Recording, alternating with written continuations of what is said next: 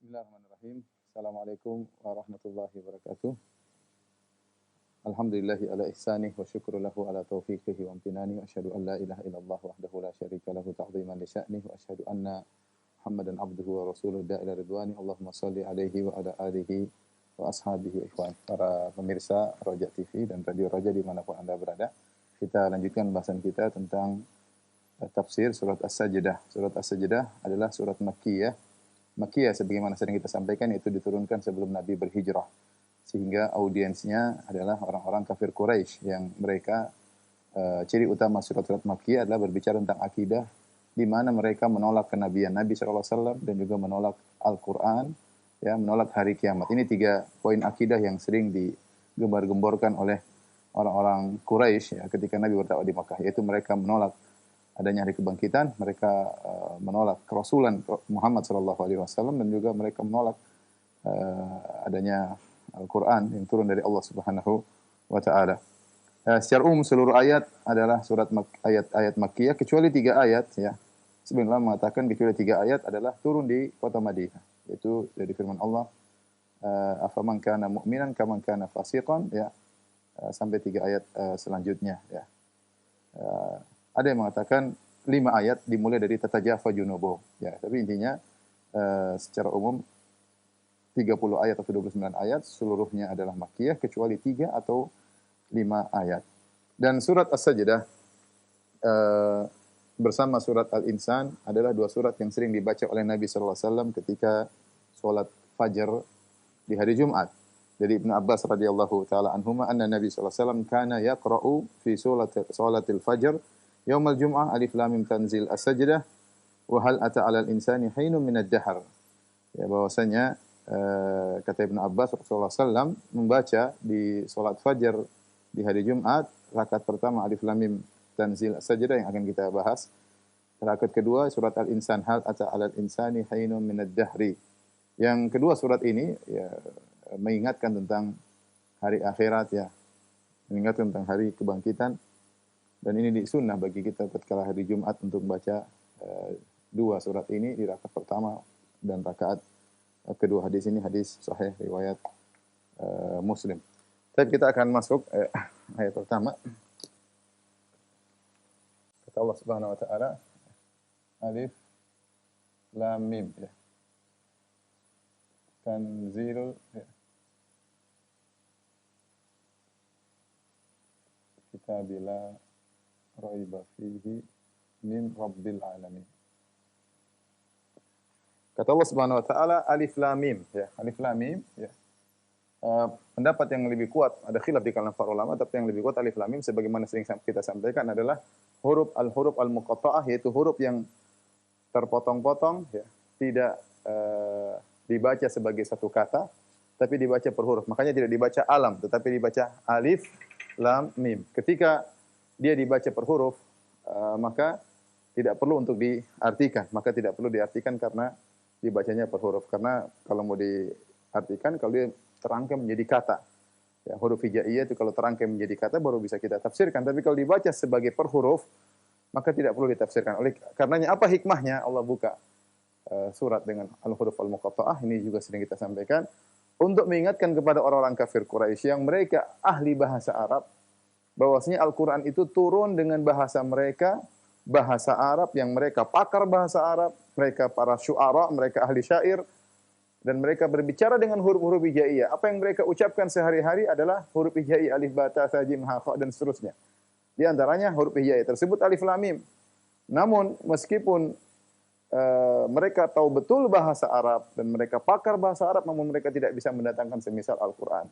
Maka kalau ada surat-surat, biasanya kalau dibuka dengan huruf al-muqatta'ah, huruf yang terpotong-potong, maka itu biasanya untuk menunjukkan tentang tantangan tentang Al-Quran. Makanya contoh, alif lam mim, dzalikal kitabu la raiba fihi ya.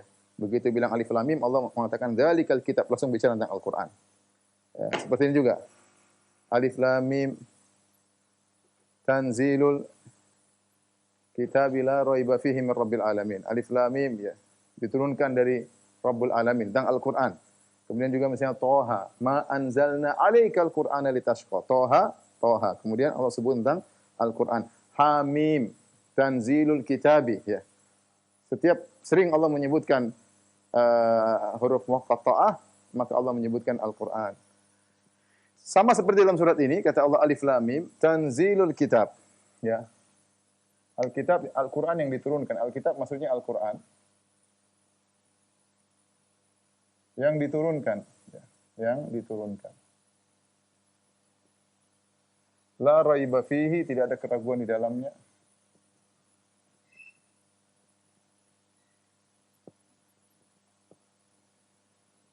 Min Rabbil Alamin. Dari Rabbil Alamin. Ya. Rabbil Alamin. Nah, di sini Allah Subhanahu wa taala menyebutkan tentang Al-Qur'an tidak ada keraguan di dalamnya, ya. Benar. Jadi orang-orang musyrikin harusnya tidak ragu, ya. Mereka bisa cek isi Al-Qur'an, tidak ada pertentangan dalamnya sama sekali, ya. Kemudian mereka tahu bahwasanya Al-Qur'an ini turun dari Allah Subhanahu wa taala karena mereka tidak mampu membuat semisal Al-Qur'an, bahkan tidak mampu mendatangkan 10 surat seperti Al-Qur'an, bahkan tidak mampu mendatangkan satu surat seperti Al-Qur'an. Jadi tidak ada keraguan, bisa dicek, ya. Kemudian min Rabbil Alamin. Allah menggandingkan kata Rabb di sini.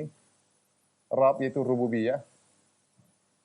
Kita tahu rububiyah, di antara sifat rububiyah Allah itu masalah pengaturan terhadap makhluk, ya. Rububiyah Allah artinya pengaturan terhadap makhluk. Ya, dari kata sebagian ulama dari kata tarbiyah, ya. Dari kata tarbiyah, yaitu Allah mentarbiyah makhluk. Dan di antara cara Allah mentarbiyah makhluk adalah dengan Al-Qur'an. Di antara cara Allah mentarbiyah makhluk dengan selain mengutus Rasulullah adalah dengan Al-Qur'an, ya. Allah mentarbiyah makhluk dengan Al-Qur'an.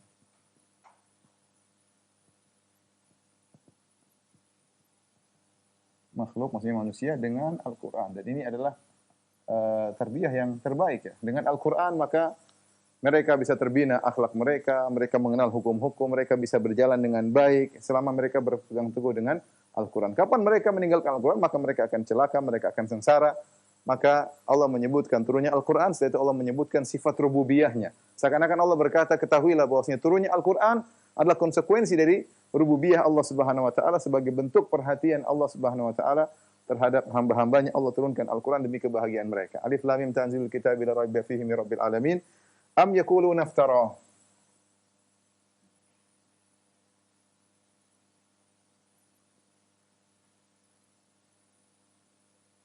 Am yaquluna iftara.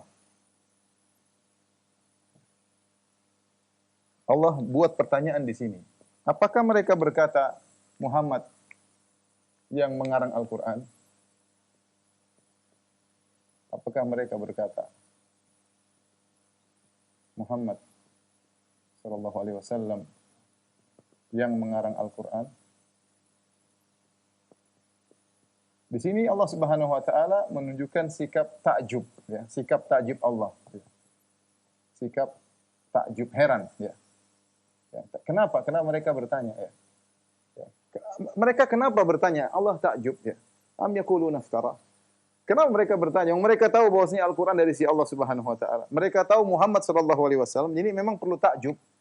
Ya, perlu ditanyakan. Kenapa? Karena Quraisy tahu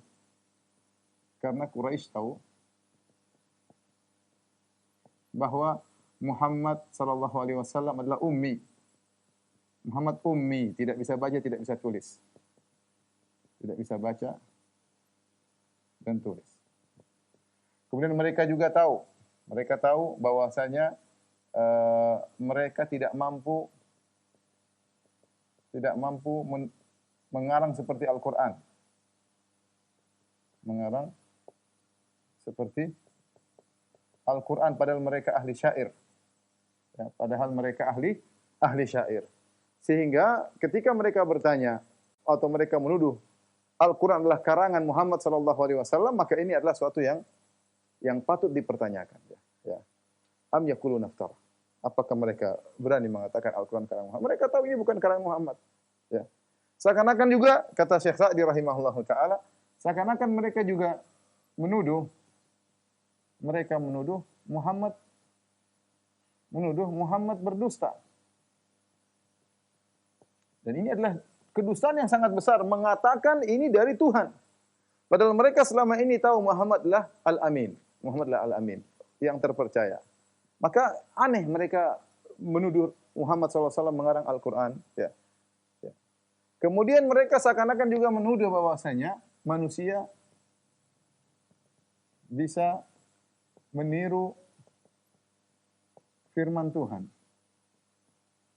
Firman Tuhan. Berdasarkan perkara ini, maka pantaslah kemudian Allah berkata, am yaquluna iftara. Apakah mereka berani berkata ini karangan Muhammad? Mereka tahu Muhammad tidak bisa baca, tidak bisa tulis, gimana mau ngarang Al-Quran? Mereka tahu Muhammad bukan penyair.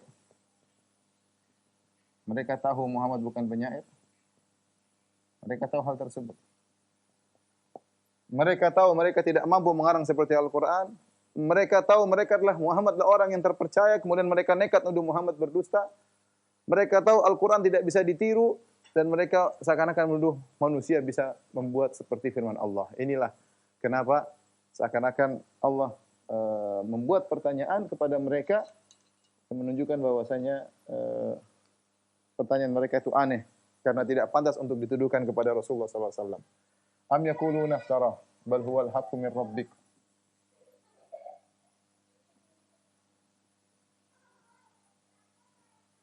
Tunzira qauman ma atahum min nadhirin min qablika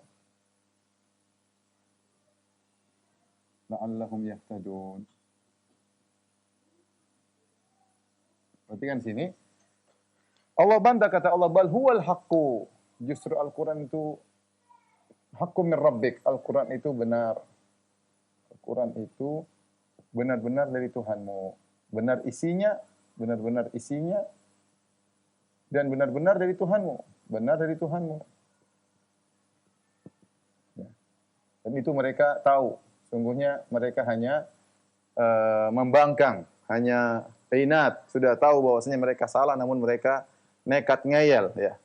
Maka Allah bantah, kata Allah, Al-Quran benar-benar dari Rabbmu. Kemudian ditunzir, untuk memperingatkan suatu kaum yang belum datang kepada mereka sebelum engkau seorang memberi peringatan. Ya. Kata Allah, untuk Al-Quran, ya, untuk kau beri peringatan kepada suatu kaum yang sebelumnya belum datang pemberi peringatan kepada mereka. Memberi peringatan kepada mereka.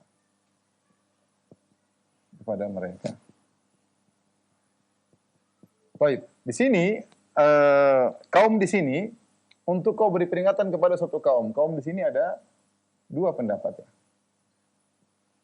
Dua pendapat. Kebanyakan ahli tafsir mengatakan kaum di sini maksudnya adalah Arab atau Quraisy, ya. Arab atau Quraisy.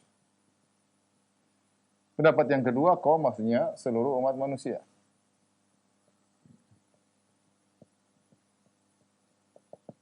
Artinya di Arab belum pernah ada Rasul yang diutus. Tapi pendapat ini dikritiki. Memang benar tidak ada Nabi di Arab. Namun pertanyaan, bukankah sebelumnya ada Nabi Ismail?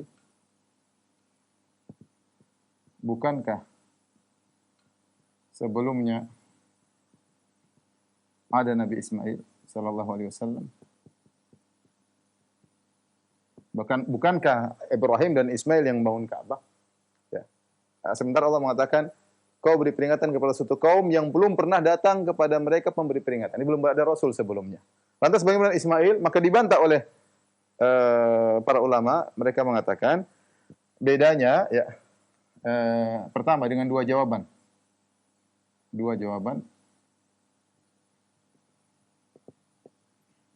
Yang pertama, Ismail alaihissalam, ya, hanya berdakwah kepada keluarganya.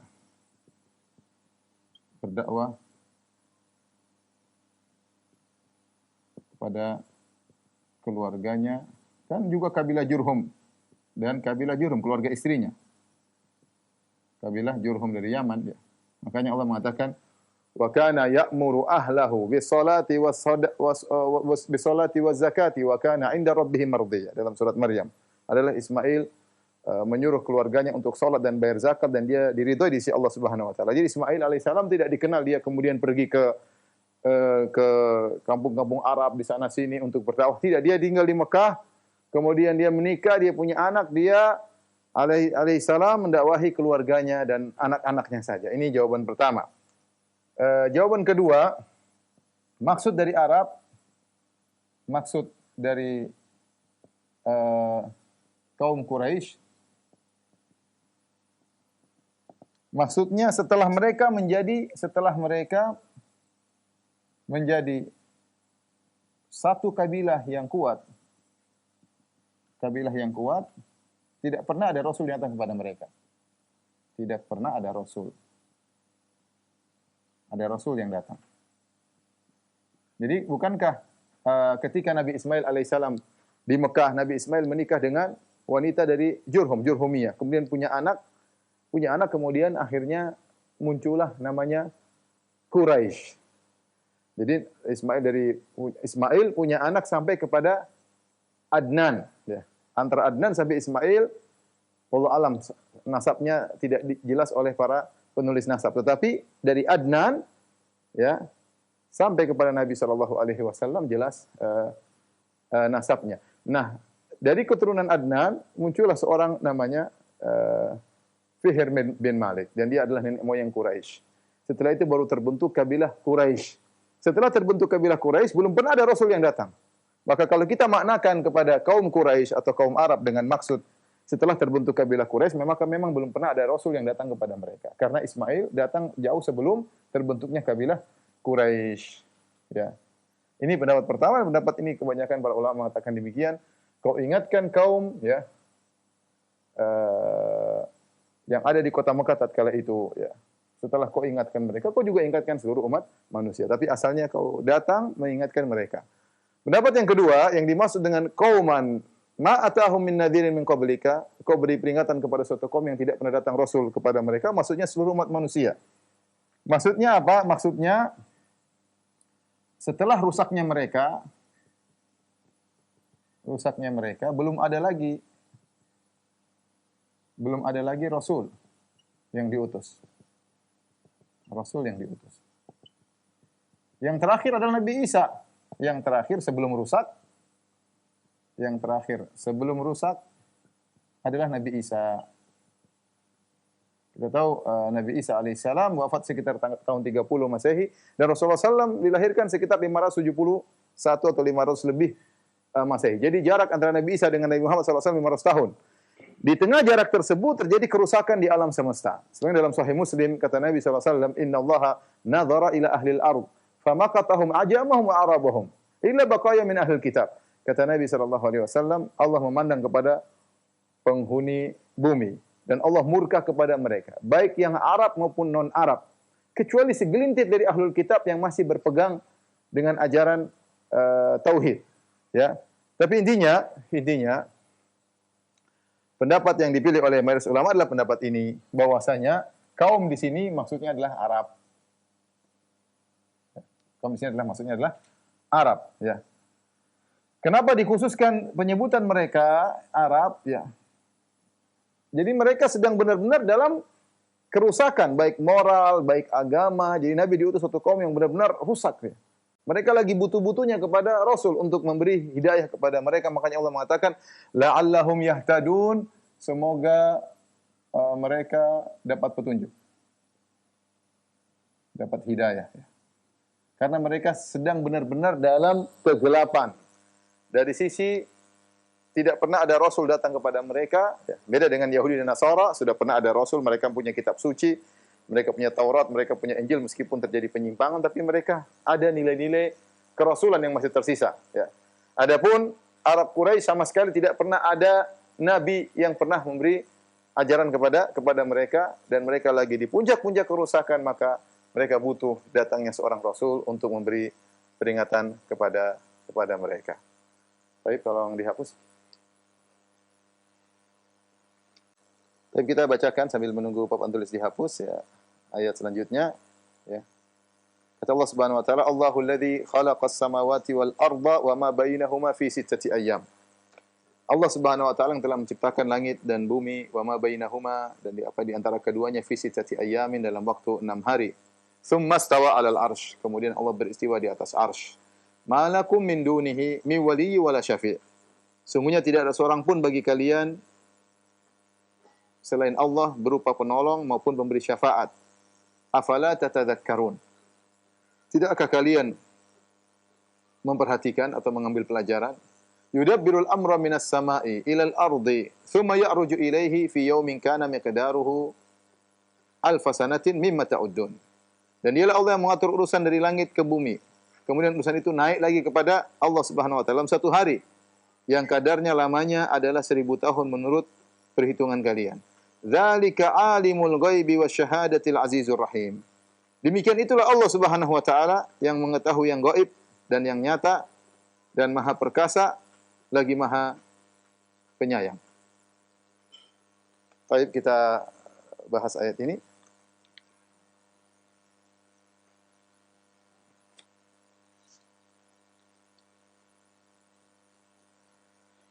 Kata Allah Subhanahu wa taala,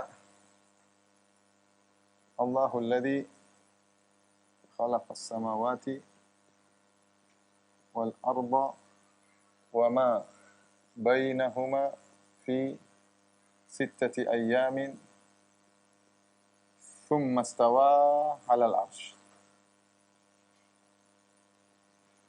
Allah lah yang menciptakan langit dan bumi. Apa yang ada di antara keduanya? Allah menciptakan langit dan bumi dan apa yang di antara keduanya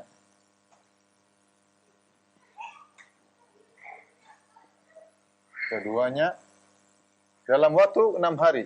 Dalam waktu 6 hari. 6 hari. Tsumma stawa 'alal 'arsy. Lalu beristiwa di atas arsy. Baik. Perhatikan di sini Allah menyebutkan tentang keagungannya sebagai Tuhan. Dialah Allah yang telah menciptakan langit dan bumi dalam waktu di antara keduanya, langit dan bumi, apa yang di antara keduanya itu perkara yang sangat banyak dalam waktu 6 hari. Timbul pertanyaan, Ustadz, kenapa tidak sekejap ya? Kenapa harus 6 hari ya? Ditanyakan oleh sebagian orang. Jawabannya bahwasanya Allah mampu menciptakan segalanya dalam sekejap ya. Allah mampu menciptakan segalanya dalam sekejap. Akan tetapi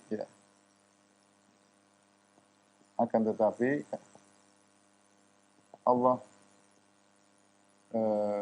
menciptakan dengan cara yang Allah kehendaki. Dengan cara yang Allah kehendaki dengan sebab-sebab tertentu, ya. Sebab-sebab tertentu dengan hikmah Allah Subhanahu wa taala. Saya kasih contoh ya. Contohnya seperti Allah bisa menciptakan kita semua ini tanpa adanya proses pernikahan. Tetapi saya dan Anda, para pemirsa semuanya, ada di atas alam semesta ini dengan adanya proses pernikahan, orang tua kita bertemu di pernikahan. Kalau Allah ingin mengatakan kun fayakun, semua jadi, bumi berserta isinya langsung jadi tanpa harus melalui jadi anak langsung besar. Allah mampu, tapi semua ada hikmah. Kita nggak tahu kenapa Allah melakukan demikian. Itu urusan Allah Subhanahu wa taala. Sama, bukankah di akhirat Allah bisa menciptakan bidadari tanpa dari kecil ya? Inna ansha'nahunna insya'a faja'alnahunna abkaran uruban atraba. Kami ciptakan bidadari langsung besar, langsung dewasa, ya. Langsung indah tanpa harus melalui masa kecil, bayi dalam perut seorang wanita keluar kemudian ingusan dan yang lain, enggak. Langsung jadi wanita yang sempurna, yang indah. Allah mampu. Allah menciptakan Adam alaihissalam ya langsung dengan kedua tangan Allah. Adam diciptakan tanpa harus ada ayah dan ibu, Allah mampu. Tapi semuanya itu ada proses yang Allah kehendaki, di baliknya ada hikmahnya. Allah menciptakan langit dan bumi dalam waktu singkat mampu, tapi kenapa Allah menciptakan 6 hari? Kata para ulama, Ya, di antaranya mereka berusaha mencari hikmah bahwasanya dengan proses tersebut malaikat melihat keagungan Allah Subhanahu wa taala. Allah ciptakan ini, Allah ciptakan ini, disaksikan oleh para malaikat. Ya. Sehingga mereka tahu bahwasanya Tuhan mereka ini Maha Agung. Sehingga tidak terbetik bahwasanya terjadi dengan tiba-tiba, ya. Tetapi semuanya diciptakan dengan proses satu persatu agar disaksikan oleh malaikat tentang keagungan Allah Subhanahu wa taala. Dan juga agar Allah menjelaskan bahwasanya Allah menjalankan sunnatullah dengan sebab dan akibat. Ini di antara dijelaskan oleh para ulama. Jangan terbit dalam benak kita, apakah Allah tidak mampu ciptakan dalam waktu 5 hari? Mampu. Tapi semuanya ada hikmah yang Allah kehendaki. Summa stawa 'alal arsy, setelah itu Allah beristiwa di atas arsy. Ini tentunya pembahasan yang panjang, tapi akidah Ahlussunnah mengatakan Allah beristiwa di atas arsy. Ini perhatikan ada summa, ya. Artinya kemudian atau lalu. Atau lalu, ya. Kalau kita artikan istiwa dengan istilah, ya. Kalau kita artikan istiwa, ahlul bid'ah, ya. Mereka mengatakan istiwa, seperti saya sudah nukilkan, orang-orang Mu'tazilah, mereka mengatakan istawa atau istiwa atau istawa sama dengan istaula. Istaula sama dengan artinya menguasai. Ya. Seandainya kita mengartikan istawa dengan menguasai, ya, maka kalau kita artikan coba, Allah yang telah menciptakan langit dan bumi dan apa di antara dalam waktu 6 masa, kemudian Allah menguasai arsy. Kalau ini kita katakan menguasai, repot. Berarti kelazimannya sebelum itu arsy belum dikuasai. Berarti sebelum itu arsy belum dikuasai. Repot. Oleh karenanya kalau kita mau artikan istawa dengan istaula menguasai, maka seakan-akan arsy sebelumnya belum dikuasai Allah, dan ini berbahaya, berarti ada sesuatu yang tidak dikuasai oleh Allah Subhanahu wa taala. Sebagian mereka maksa, mereka mengatakan istawa artinya menguasai, ada pun summa, ya, artinya dan, bukan lalu, ya. Tapi ini semua ini ditakwil, repot, dua-duanya ditakwil. Alhamdulillah akidah Ahlussunnah mudah, yang benar bahwasanya Allah menguasai langit dan bumi, menciptakan langit dan bumi, apa di antara keduanya, kemudian Allah beristawa di atas arsy, yaitu Allah berada di atas arsy, ya. Kemudian kata Allah Subhanahu wa taala, malakum min dunihi min waliyyi wala syafi'. Afala tatadzakkarun. Tidak ada bagi kalian, ya. Tidak ada bagi kalian selain Allah, ya, wali, penolong, wali maksudnya penolong. Kemudian syafi', pemberi syafaat. Ya, kecuali dengan izin Allah Subhanahu wa taala. Yaitu Allah jelaskan, yang kalian sembah, karena orang-orang musyrikin mereka menyembah, kaum musyrikin mereka menyembah apa? Mereka kaum musyrikin mereka menyembah berhala. Yang mereka yakini itu berhala-berhala orang soleh. Apa fungsi berhala tersebut? Sebagai penolong, sebagai pemberi syafaat. Makanya ketika Abu Sufyan menang dalam perang Uhud, dia berkata kepada kaum muslimin, lanal uzza wala uzza lakum, kami punya berhala Uzza, ya, penolong kami, ya. Ya. Adapun kalian tidak ada Uzza. Maka sahabat menjawab, Allahu maulana wala maula lakum, Allah penolong kami, tidak ada penolong bagi kalian. Jadi mereka meyakini berhala mereka itu bukan pencipta alam semesta, tetapi sebagai penolong mereka di sisi Allah, atau sebagai pemberi syafaat. Haula'i syufa'auna indallah. Para sembahan-sembahan itulah pemberi syafaat di sisi kami. Maka Allah bantah. Ya. Allah mengatakan tidak ada bagi kalian wali, tidak ada bagi yang beri syafaat kecuali dengan izin Allah. Kecuali dengan izin Allah. Tidak ada bagi kalian wahai orang musyrikin, maka janganlah kalian menyembah berhala-berhala kalian. Afala tatadzakkarun. Kenapa kalian tidak mengambil pelajaran? Tidak mengambil pelajaran. Apakah sembahan kalian seperti yang Allah sifatkan tentang dirinya? Tentunya tidak. Tidak pantas untuk disembah.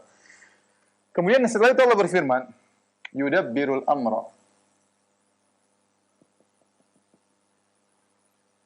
minas sama'i ilal ardi thumma ya'ruju ilaihi fi yaumin kana miqdaruhu alfa sanatin mimma ta'udun. Ya. Kata Allah Subhanahu wa taala, Allah mengatur urusan, Allah mengatur urusan. Urusan sini banyak banget ya. Urusan dari langit, dari atas maksudnya, ke bumi. Tsumma ya'ruju ilaihi, lalu naik kembali, lalu urusan tersebut naik kembali ilaihi, kepada Allah. Di hari yang ukurannya 1000 tahun, di hari yang ukurannya 1000 tahun dari yang kalian hitung. Apa maksud ayat ini? Baik. Sini, ikhwan dan akhwat, para pemirsa Raja TV yang dirahmati Allah Subhanahu wa taala, Allah menjelaskan ya tentang keagungan Allah Subhanahu wa taala. Bahwasanya Dia yang berhak untuk disembah, tidak boleh ada kesyirikan. Allah menciptakan langit dan bumi dalam waktu 6 hari. Kemudian Allah beristiwa di atas arsy. Dari atas arsy yudabbirul amr. Allah mengatur urusan. Semua yang dibawa diatur oleh Allah. Allah di atas arsy sendirian, tidak ada yang bersama Allah Subhanahu wa taala. Dia maha besar, Dia maha agung. Semua alam semesta kecil. Dan Allah mengatur meskipun Dia di atas dengan keagungannya, semua yang di bawahnya diatur oleh Allah Subhanahu wa taala. Yudabbirul amra minas sama. Allah mengatur segala urusan. Ya. Segala urusan. Urusan banyak sekali mau diatur. Ya. Di bawah, di alam semesta. Ya. Bagaimana urusan syariah, bagaimana urusan qadariyah, urusan masalah takdir, bagaimana ada yang lahir, ada yang meninggal, ada yang diberi rezeki, ada yang kaya, ada yang miskin, ada yang sakit, ada yang sehat, ada yang menikah, ada yang cerai, ada yang makan, ada yang kelaparan, ada banyak sekali urusan di alam semesta ini. Belum itu manusia, belum hewan ini, hewan anu, belum pohon ini, belum gunung ini, urusan seabrek-abrek urusan manusia semuanya Allah atur dan Dia di atas arsy. Menunjukkan keagungannya. Tidak ada bersama Allah di atas arsy. Allah sendirian di atas arsy. Ya. Minas sama, dari atas ke bumi. Semua yang dari langit ke bumi semua diatur oleh Allah. Semua malaikat-malaikatnya sampai semua jin-jin semua yang atur Allah Subhanahu wa taala. Ya, Allah ingin menjelaskan keagungan Allah Subhanahu wa taala. Terus kalian mau menyembah wali-wali, mau menyembah mayat-mayat, ngatur apa mereka? Ya, apa yang mereka atur? Menyembah nabi, apa yang diatur oleh nabi? Ya. Menyembah Nabi Isa, menyembah Nabi Muhammad SAW, apa yang diatur oleh mereka? Menyembah malaikat, apa yang diatur oleh malaikat? Cuma sebagian aja yang diatur, itu pun dengan izin Allah Subhanahu wa taala. Apalagi menyembah batu, menyembah berhala, menyembah pohon. Ya, ini Allah Subhanahu wa taala di atas alam semesta, di luar alam semesta, di atas arsy Allah mengatur semuanya dari langit sampai ke bumi. Setelah itu dilaporkan ke atas, summa ya'ruju ilaihi. Semua itu terjadi, ada laporannya. Malaikat melaporkan kepada Allah Subhanahu wa taala, ilaihi, kepada Allah Subhanahu wa taala. Fi yaumin kana miqdaru alf sanatin mimma ta'udun. Pada hari di sini kata para ulama maksudnya pada waktu, ya. Di hari maksudnya di waktu. Karena orang Arab menyebutkan hari maksudnya waktu. Di waktu yang ukurannya 1000 tahun dari yang kalian hitung. Artinya Allah menjelaskan tentang ini, kalau yang ngurus manusia butuh waktu yang sangat panjang banget ya. Turun ke bawah dari langit ke-7, kemudian turun ke bawah, ngatur, kemudian berapa jaraknya, mungkin entah jutaan, berapa entah tidak bisa dihitung, kemudian balik lagi, ribu-ribu tahun tidak bisa dikerjakan. Tapi di sisi Allah itu mudah, Allah kerjakan aturan semua dalam sekejap. Ya. Ini yang dipilih oleh Syekh Sa'di tentang tafsir ayat ini. Ya. Diisyaratkan juga oleh Al-Alusi. Ya. Jadi inilah ayat yang menjelaskan keagungan Allah Subhanahu wa taala. Allah di atas arsy mengatur segalanya. Dia maha tinggi di atas segalanya dan Dia maha mengetahui segala sesuatu dan semuanya di bawah perintah Allah, semuanya di bawah urusan Allah Subhanahu wa taala. Kullu yaumin huwa fi sya'an. Setiap hari Allah dalam urusan mengurus hamba-hambanya dan makhluk-makhluknya, dan itu mudah bagi Allah Subhanahu wa taala. Baik, tolong dihapus.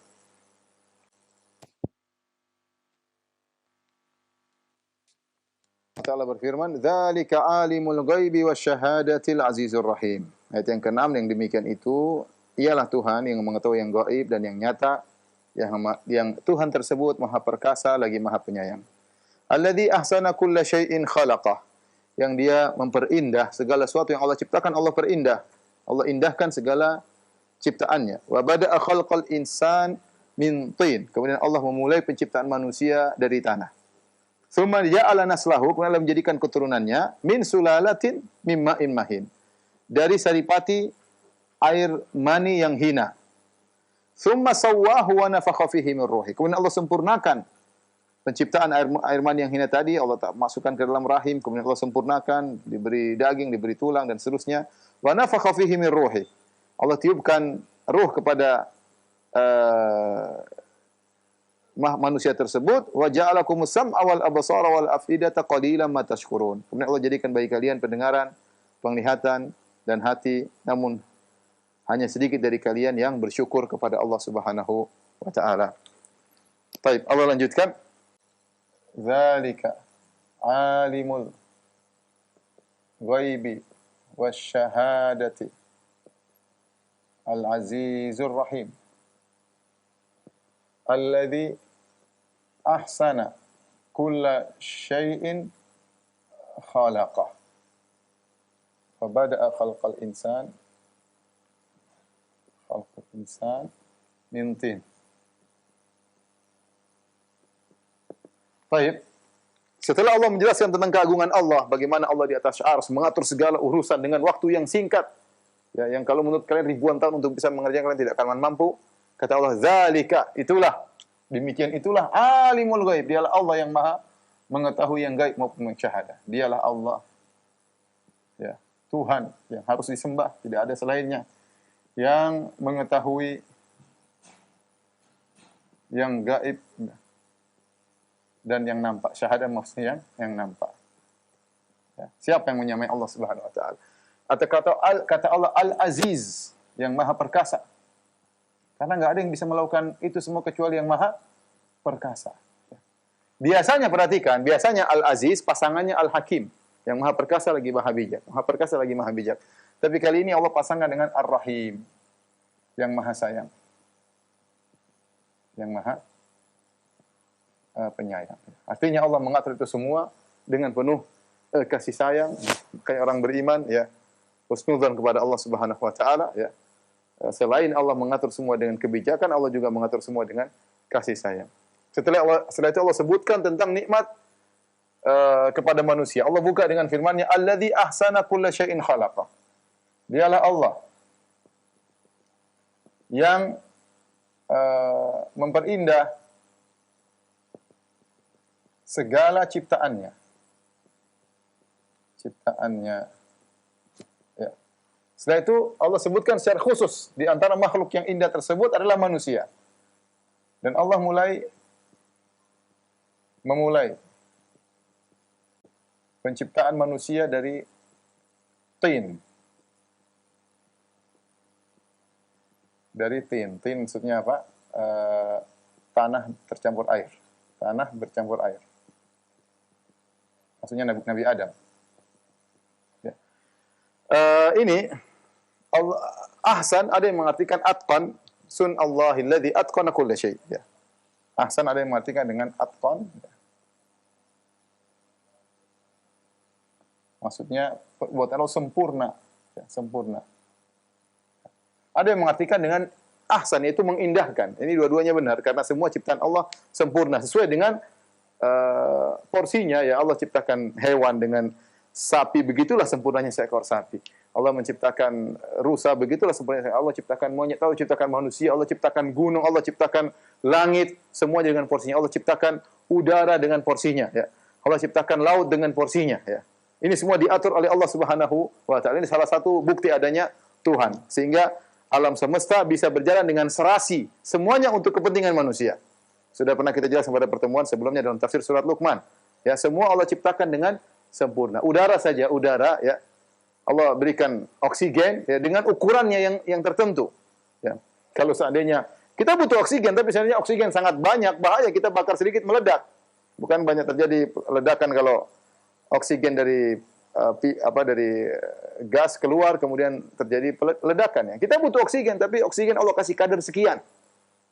Di samping ada unsur-unsur yang lain. Ini yang atur semuanya siapa? Allah. Allah atur semua dengan sempurna. Maka setiap makhluk yang kita lihat sempurna. Setiap makhluk yang kita lihat sempurna. Setiap yang Allah bikin sempurna. Makanya Allah mengatakan alladzi ahsana, yang mengartikan atqan. Allah menyempurnakan segala ciptaannya. Sebenarnya mengatakan maksudnya indah. Ya, semua yang Allah ciptakan indah. Ya. Hewan begitu indahnya, manusia dengan begitu indahnya, gunung dengan begitu indahnya, lautan dengan begitu indahnya, hewan-hewan begitu banyak begitu indahnya, pohon-pohon dengan begitu indahnya, bagaimana matahari terbit begitu indahnya, bagaimana matahari terbenam begitu indahnya. Ini semua menunjukkan ada Tuhan. Makanya di antara dalil adanya itu adalah dalil tahsin, ya, atau makhluk adalah hasan, indah. Karena kalau menurut logika orang-orang ateis, ya semua terjadi dengan tanpa sebab, terjadi dengan sendirinya. Nah, kalau kita mengikuti logika orang ateis, sesuatu terjadi dengan sendirinya, berarti tanpa ada tujuan. Kalau ada tanpa tujuan, harusnya terjadi amburadul. Amburadul, tidak ada yang indah. Kenapa ini bisa indah? Kenapa pohon bisa indah? Kenapa bisa lautan bisa indah? Bisa dengan serasi? Ini pasti ada yang bikin. Pasti ada yang bikin. Kalau tidak ada Tuhan, terjadi dengan sendirinya, nggak ada tujuan. Keindahan adalah salah satu tujuan. Ya, berarti Tuhan ada yang menciptakan dengan tujuan. Kemudian Allah sebutkan tentang manusia. Wa bada'a khalqal insan min tin. Ya. Summa ja'ala naslahu min sulalatin min ma'in mahin. Kemudian Allah jadikan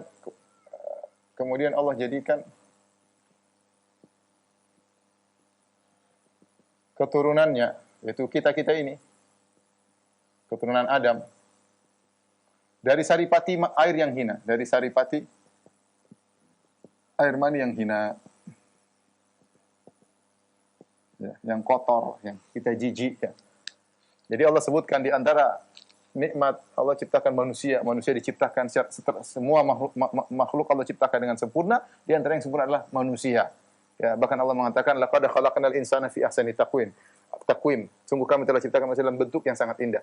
Dari tin, ini Adam alaihissalam. Kemudian kami ciptakan dari keturunannya yaitu kita dari min sulalatin min ma'in mahin. Sulalah saripati. Perhatikan saripati. Sebagian ulama mengatakan saripati maksudnya tidak semua air mani ya menjadi manusia ya. Hanya sebagian dari sekian juta sel mani, hanya mungkin satu yang kemudian berhasil menembus ovum, kemudian terjadi pembuahan. Ya. Kemudian Allah mengatakan air mani yang hina, ya. Hina karena keluar dari tempat yang hina, kemudian jijik bercampur dengan ovum wanita, ya. Maka seorang jangan sombong, ya. Karena diciptakan dari mima'in dafiq, dari air mani yang keluar terpancarkan dari air mani yang hina, ya. Makanya ada cerita tatkala ada seorang bertemu dengan seorang ulama, seorang pejabat, dia mengatakan, "Tidak tahukah kamu siapa saya?" Maka ulama tersebut mengatakan, "Saya tahu, kamu adalah makhluk yang tercipta dari manusia makhluk yang tercipta dari benda yang hina, air mani, yang keluar dari saluran kencing yang juga hina, ya. Kalau mati jadi bangkai yang busuk, sementara kau sedang hidup sekarang dalam perutmu ada kotoran yang busuk. Itulah hakikat dirimu, ya." Padahal tadi mau ditunjukkan, kau nggak tahu siapa saya. Kata ulama tersebut, saya tahu siapa kamu. Kau terbuat dari air mani yang hina. Tsumma ja'ala nasla min sulalatin min ma'in mahin. Tsumma sawwahu wa nafakha fihi min ruhi. Tsumma sawwahu wa nafakha fihi min ruhi. Min ruhihi. Kemudian Allah sempurnakan.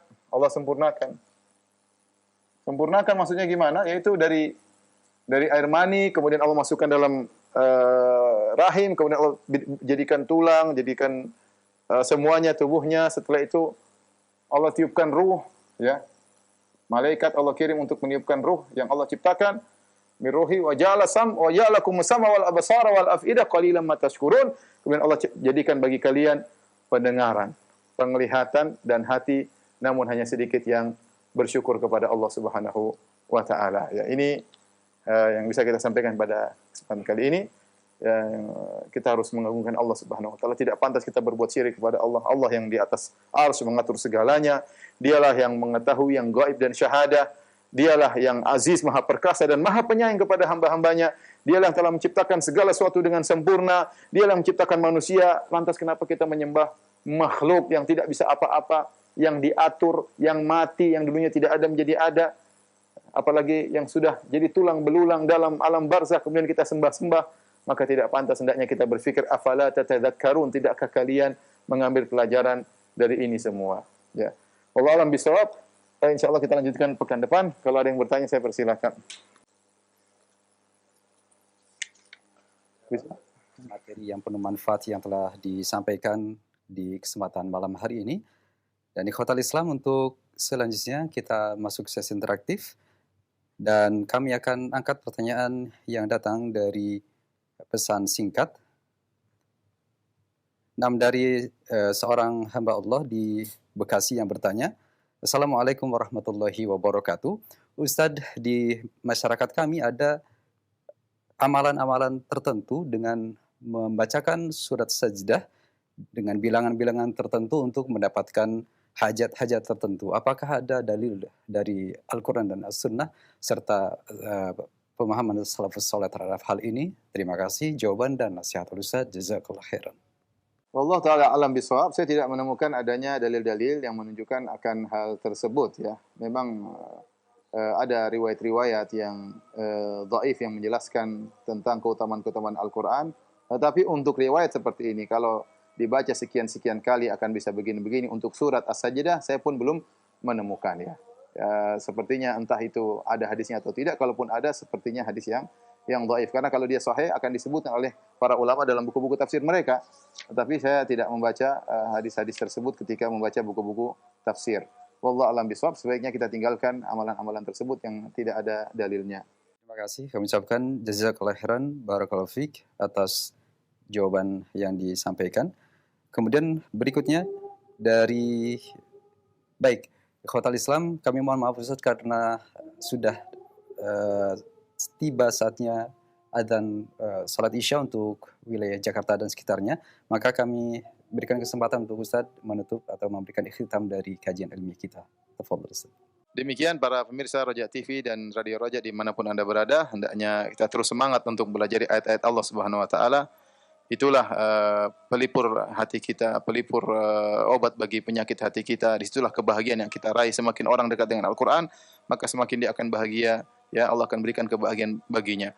Maka terus semangat untuk pelajari ayat-ayat Allah Subhanahu wa taala sebagai bekal kita untuk bertemu Allah di hari esok. Demikian, kurang lebihnya saya mohon maaf kepada para pemirsa Roja seluruhnya. Insyaallah kita bertemu di kesempatan yang lain. Wabillahi taufiq wal hidayah. Assalamualaikum warahmatullahi wabarakatuh.